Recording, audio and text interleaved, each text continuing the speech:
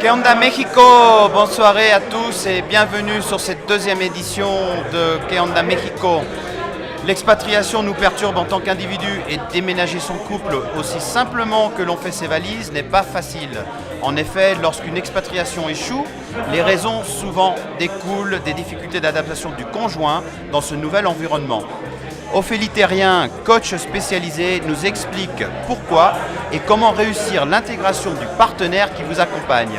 Bonsoir Ophélie. Bonsoir. Alors on se connaît bien. On s'est vu sur l'association Mexico Accueil, on s'est vu au bazar. Exactement. Donc bon, tu as fait le tour du monde avant d'arriver au Mexique. Tu peux nous raconter un petit peu ton histoire? Oui, alors ça fait 2 ans que tu es au Mexique. C'est ça, voilà. Ça fait 2 ans. Donc avant d'être au Mexique, juste avant d'être au Mexique, j'étais en France et avant ça, j'étais en Malaisie pendant 2 ans, à Tahiti pendant à peu près 1 an. Tu as vécu à Dublin aussi? À Dublin, voilà, pendant 6 mois et à Séville en Espagne. Alors qu'est-ce qui t'amène ici au Mexique? Eh bien, pour la première fois, c'est pas moi qui suis la meneuse, c'est mon ami qui a eu un travail ici. D'accord, donc toi tu es la conjointe. Voilà, je suis l'accompagnatrice. celle par laquelle les problèmes arrivent. Ah bah tout de suite. Alors justement, ta spécialité c'est le coaching en fait des conjoints d'expats. C'est ça, exactement. Alors c'est un concept, c'est vrai, un peu nouveau. En général, on fait du coaching d'expats, c'est la spécialité d'Olivier. Voilà. Coacher Oui. les expatriés, comme on vit au Oui, Mexique. mais alors c'est vrai que les entreprises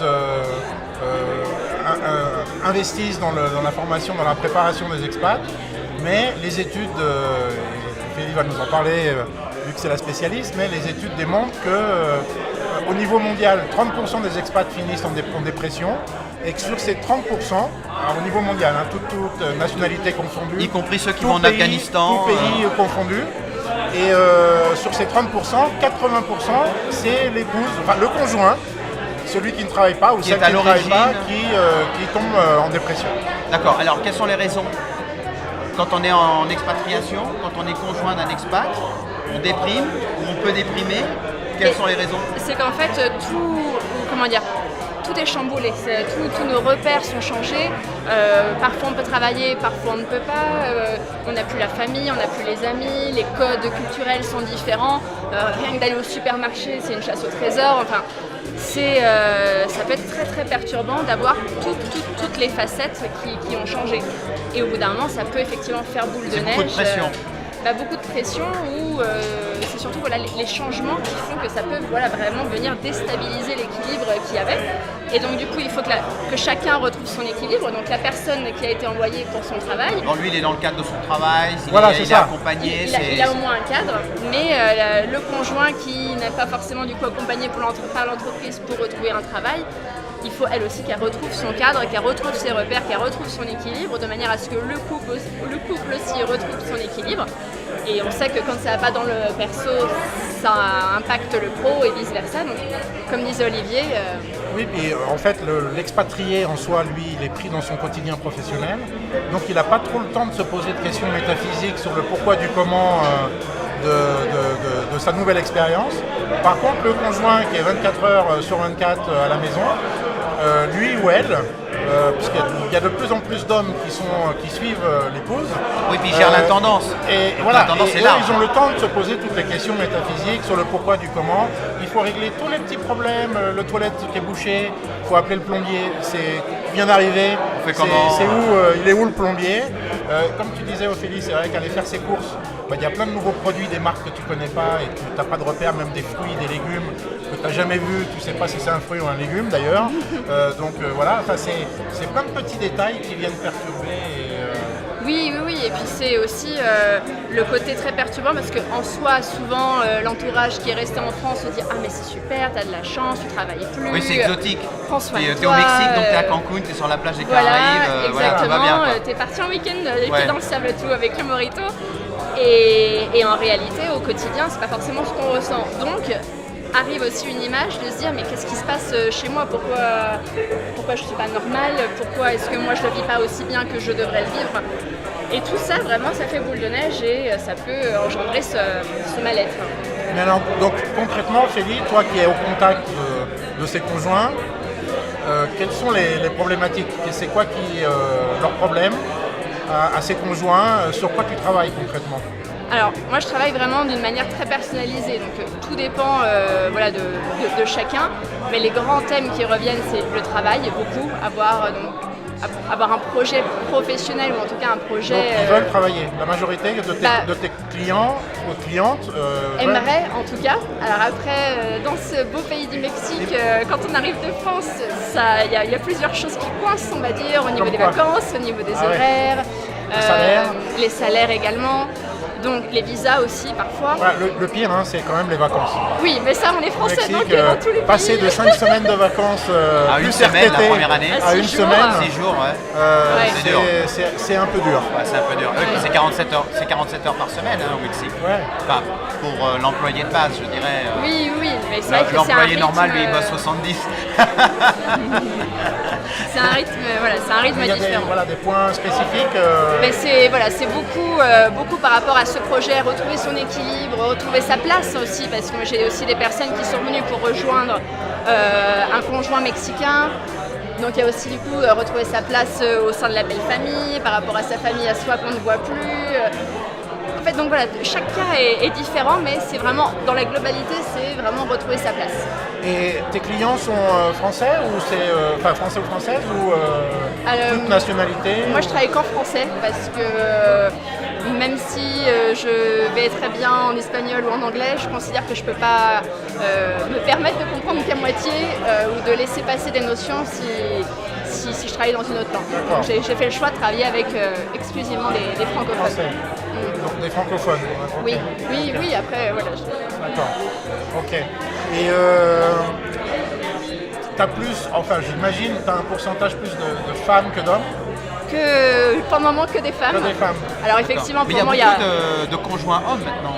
Ça, des femmes qui sont mais on est encore à 92% sur des conjoints femmes. Car après, peut-être qu'il y a aussi de la part des hommes une certaine, peut-être... Alors, est-ce que le fait d'avoir des enfants, par exemple, ça rend l'expatriation plus simple? Je pense que ça dépend de chacun. Je pense que ça rend les choses plus simples pour se refaire un cercle social. Parce que forcément, on est amené à rencontrer d'autres parents. Donc c'est forcément ça. Ça facilite. Moi, par exemple, j'ai pas d'enfant. Je me suis à chaque fois expatriée. Je me suis toujours réintégrée sans souci. Mais je pense effectivement que c'est un facteur facilitateur. C'est un facilitateur. Oui, c'est sûr. Non, mais clairement, les enfants, c'est un facteur d'intégration. Oui, mais que ce soit en France ou en expat. N'importe où. Mais le fait qu'ils aillent à l'école, tu rencontres les mamans, il y a les anniversaires des enfants. Il y a des gens qui sont là depuis 1 an, 2 ans, donc il y a un échange. Voilà. Alors justement, Mexico Accueil, par exemple, qui est partenaire de l'émission Que Onda Mexico, c'est un des objectifs, c'est justement d'accueillir les expats, et vous êtes... Surtout les conjoints. Ouais, donc voilà, c'est ce que j'allais dire, tu fais partie de l'association, tu es même une des activistes, je dirais, de l'association Mexico Accueil. La majorité sont des femmes. Donc, oui, mais il y a de plus en plus, parce que je fais aussi partie de Mexico Accueil in Business, donc le pilier, on va dire, de Mexico Accueil qui aide les conjoints à retrouver du travail ou à créer une entreprise ici au Mexique. Et on a de plus en plus d'hommes aussi. Donc c'est qu'il y a effectivement de plus en plus d'hommes qui accompagnent. Mais oui, effectivement, Mexico Accueil, il y a plusieurs piliers, donc le caritatif, l'accueil et puis le culturel. Et c'est vrai que du coup, l'accueil, c'est très très important de se retrouver aussi dans un cocon, même si, on ne va pas à l'étranger pour se retrouver entre Français. Mais quand on est dans cette vague et ce tourbillon de nouveautés, ça fait aussi du bien d'être avec des gens qui parlent... Oui, puis il y a des gens expérimentés qui encadrent l'association. Oui, tout à fait. C'est quand même intéressant de pouvoir discuter avec eux. Tout à fait. Et alors, Ophélie, donc, quels sont les conseils que tu donnes pour les conjoints qui arrivent au Mexique, qui au début galèrent un peu, souffrent un peu, ils ne comprennent pas trop bien? Quels sont les conseils que tu donnes? Alors les conseils déjà, c'est de ne pas vouloir faire un copier-coller de ce qu'on avait en France et ça c'est impossible. Non mais, c'est compliqué. Ça c'est important parce que beaucoup, on a tous tendance à comparer avec la France, comparer avec son pays d'origine. D'accord. Donc ça, je pense que c'est un point important. Mais oui, parce que forcément, si tu compares avec ton pays d'origine, tu te mets dans la dynamique que c'est mieux chez moi, parce que c'est chez moi. Donc forcément, tu es dans une optique négative et critique vis-à-vis du pays dans lequel tu es.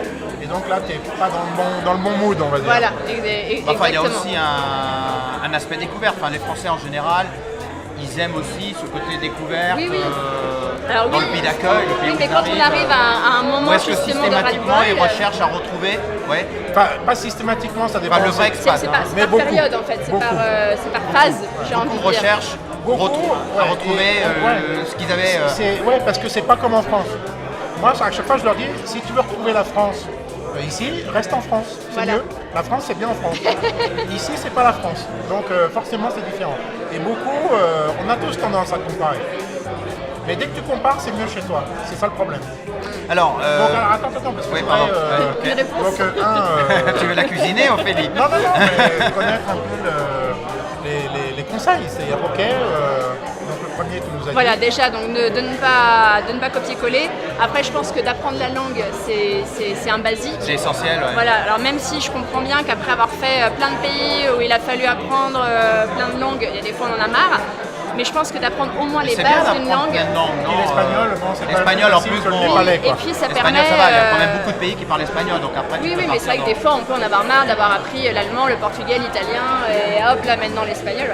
Mais ça va permettre déjà de pouvoir communiquer, donc c'est la base quand même, de pouvoir aussi mieux comprendre ce qui se passe aux alentours, de mieux comprendre la culture, de mieux comprendre l'environnement, et du coup quand on le comprend, et ben, ça nous permet aussi de l'accepter, même si de prime abord il y a des choses qui nous perturbent, voilà.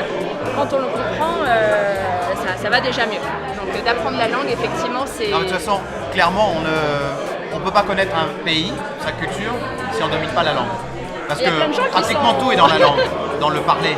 Les mots, les détails. Enfin, je veux dire, on reconnaît les gens qui connaissent le pays par le fait qu'ils ont le langage et qu'à Oui, travers oui. le langage, ils ont chopé Les aspects culturels. les aspects culturels oui, qui c'est sont à sûr. travers la langue, quoi. C'est sûr. Clairement, ouais. Et est-ce que tu as eu des cas un peu extrêmes, des gens qui sont au bord de la dépression ou dans la dépression Alors oui, mais alors ça c'est des personnes qui m'ont contacté, mais une fois qu'ils étaient dans la... oui c'est ça. Et moi du coup j'ai pas les armes là. Du coup faut Là, passer c'est par thérapie. la psychologie. Et voilà, ça le coaching est vraiment, moi j'insiste Ouais. à chaque fois, parce que c'est vraiment différent de la psychologie. Et moi je suis pas formée pour. Bien sûr. Pour voilà. Donc là du coup c'est vraiment. Enfin, le suivi que tu fais avec les conjoints ou les conjointes d'expat, c'est quand même un processus assez long, enfin, je veux dire, Ah bah, régulier, disons. oui, oui, c'est ça. Et c'est vraiment utile. Enfin, moi, j'ai eu le Ah cas oui, de gens qui ont travaillé avec toi, enfin, cet aspect-là, et ils en sont sortis. Et donc, c'est des heureux, sessions de combien de temps? Parce que des sessions Alors, intéressantes. nous on commence par une session déjà d'une demi-heure, se rencontrer, voir si le courant passe, etc. Parce que c'est hyper important de se sentir à l'aise avec son coach. Si on ne se sent pas à l'aise, en confiance, on ne va pas avancer bien vite. Ensuite, on fait 1h30, une première séance pour vraiment définir l'objectif, qu'est-ce qu'on veut atteindre vraiment à la fin du processus de coaching. Et ensuite, toutes les 2 semaines, on se voit pendant 1 heure pour avancer pas à pas en fait. Mais pendant combien de temps? Ah bah ça dépend de l'objectif de la personne. Donc c'est minimum 5 séances et maximum 10. On part du principe que, dans le coaching, on part du principe qu'au bout d'un moment, il faut aussi que le coaché, Alors, vole de ses propres Le côté ailes. coaching, il y a aussi le côté confident. Ah bah oui, ouais, oui. totalement. Hein. Bah, c'est toujours, d'ailleurs là j'ai arrêté, il y a eu plusieurs personnes qui ont terminé leur parcours il y a quelques temps. Et c'est vrai que bon, voilà, on partage des moments de vie, donc des moments positifs, négatifs. Alors, enfin, voilà, c'est... Pour terminer un peu l'émission, venir c'est compliqué, mais tu me disais que repartir ça l'est souvent encore plus. Alors tu voulais nous parler un petit peu du Oui. retour. Bah, c'est ça parce qu'en fait souvent on fait tout on s'organise vraiment pour l'arrivée, on se renseigne, on regarde, etc. On prend des contacts et tout. Le retour on se dit c'est facile, je rentre chez moi, pareil, ce sera comme je l'ai laissé. Tout va bien. Alors qu'en fait voilà, rien ne sera pareil. Alors on qu'on a a changé, nous, les autres ont changé parce que clairement notre famille et nos amis nous ont Ou le pas regard attendus des autres aussi a patiemment. changé. Oui, alors oui, le regard des autres et puis c'est surtout que l'environnement général. Nous, on a été baignés dans une autre culture, dans un autre Non, environnement. au contraire, moi je pense que les gens que tu as laissés sur place, donc dans le pays d'origine, eux n'ont pas changé, mais toi, une expatriation te change. Tu changes. Donc ton regard sur les autres n'est plus le même, ton regard sur ton pays n'est plus le même. Ce que tu acceptais avant, peut-être que tu l'acceptes plus quand tu rentres, et tu peux vivre un choc culturel en rentrant, au même titre que tu vis un choc culturel quand tu arrives. Et c'est vrai, ce que tu dis, c'est que les gens ne se préparent pas. On n'imagine pas qu'on va avoir un choc culturel en arrivant dans ton propre pays, après 5 ans d'expatriation au Mexique, par exemple. Exactement. Alors que tout a évolué. Et c'est important même niveau professionnel, par exemple. Voilà, je travaille beaucoup avec des personnes qui vont rentrer en France sur leur projet professionnel parce qu'elles travaillaient avant, elles n'ont pas travaillé là. Mais elles savent qu'elles vont retravailler en France, mais elles n'ont pas du tout envie de refaire la même chose. Donc faut faire, c'est pas comme si l'expatriation était une parenthèse et qu'on l'oubliait une fois qu'on était rentré. Elle fait partie intégrante de nous. Donc du coup, il faut vraiment la mixer et trouver encore une fois un équilibre et retrouver sa place une fois qu'on rentre. Alors une dernière question, c'est en rapport avec les entreprises. Est-ce que les entreprises, Olivier est un spécialiste également parce qu'il travaille beaucoup d'entreprises multinationales ici au Mexique, est-ce que les entreprises prennent en compte cet aspect du conjoint? Est-ce que c'est quelque chose, est-ce que c'est une réalité de prendre en compte les besoins, les nécessités, les contraintes, les difficultés du conjoint en expatriation avec son mari ou son épouse? Certaines entreprises commencent à sponsoriser entre guillemets des packs de retour à l'emploi ou ce genre de choses, des formations interculturelles aussi pour le conjoint et pas uniquement pour la personne expatriée, voilà. Mais après, non, c'est vrai que j'ai encore du mal à rentrer dans les entreprises et à faire aussi comprendre, je sais pas ce qu'on disait. Dans l'accompagnement, oui. Voilà, parce que toi tu fais l'accompagnement à terme, à moyen terme. Pour le conjoint, très peu le font. Je pense qu'il ne voit pas l'intérêt en fait. Il se focalise plus sur l'expatrié, qui représente un vrai coût pour l'entreprise. Et puis le conjoint, il a sa formation de 2 jours de vivre et travailler au Mexique. Et après, il est livré à lui-même. Voilà. En général. Il est censé avoir les clés. Maintenant, il y a des entreprises quand même qui aident à trouver un emploi. Il y a des entreprises qui accompagnent un peu plus, mais c'est aussi pour ça qu'InBusiness, le focus c'est quand même sur l'expat. Voilà, et c'est aussi pour ça que Mexico Accueil a fait ce pilier InBusiness pour accompagner au mieux les conjoints. Alors Ophélie, où est-ce que, si on veut te joindre? Alors, Dépasse tes frontières. Dépasse tes frontières. Voilà, dépasse-tes-frontières.com, LinkedIn, Ophélie Terrien, Facebook, Instagram, voilà. Et sinon, à InBusiness, à l'association Mexico Accueil ici à Mexique. Mais bon, tu peux couvrir l'ensemble du territoire. Enfin, il y a des entreprises sur Monterrey qui t'ont déjà Oui, tout à appelé. fait. D'ailleurs, je crois que on n'a pas parlé de ça, mais tu travailles beaucoup à distance. Beaucoup à distance, oui. J'ai Par des gens Skype, en Asie, en Afrique, en Amérique, en Europe du Nord, au Mexique aussi, à Mexico. Mais voilà, c'est vrai que la distance en soi et le décalage horaire, on arrive toujours à s'arranger. Donc voilà, j'essaie de... Bon, très bien, merci Ophélie. Merci à vous. Donc l'expatriation, on voit bien que c'est pas si simple que ça. Les gens pensent que c'est la gloria, comme on dit au Mexique. Voilà. On part, on est expatrié, on a tout est payé, tout va bien. C'est pas facile. Non, psychologiquement, émotionnellement, voilà. Ça peut être difficile. Ça peut être compliqué. Et puis on ne parle pas simplement d'un aspect financier, c'est tout le reste en fait. Ouais, c'est vraiment... Donc voilà, donc si vous êtes en expatriation, si vous souhaitez venir au Mexique, si vous allez venir au Mexique, vous avez les 2 personnes ici en face qui sont indispensables pour une réussite. D'ailleurs, on va collaborer avec. Voilà. Avec vous allez travailler ensemble. Voilà. Très bien. Oui, parce qu'on est très complémentaires. D'accord. Donc oui. Très bien. Je l'invite à collaborer avec moi. Et j'accepte donc. Très bien. Voilà. Donc on a un nouveau couple qui s'est formé ce soir. Sur un point de vue professionnel. Très bien. Oui, il y a merci. son mari. Frédéric est là, donc parce que en plus d'être compétente, elle est très jolie. Donc, je vais rougir. Frédéric nous regarde. Hein. Bon merci Ophélie, merci d'être venue sur le plateau. Merci Olivier pour ce complément d'information. Et on se retrouve tout à l'heure pour une nouvelle émission. Merci, à tout de suite. Jingle.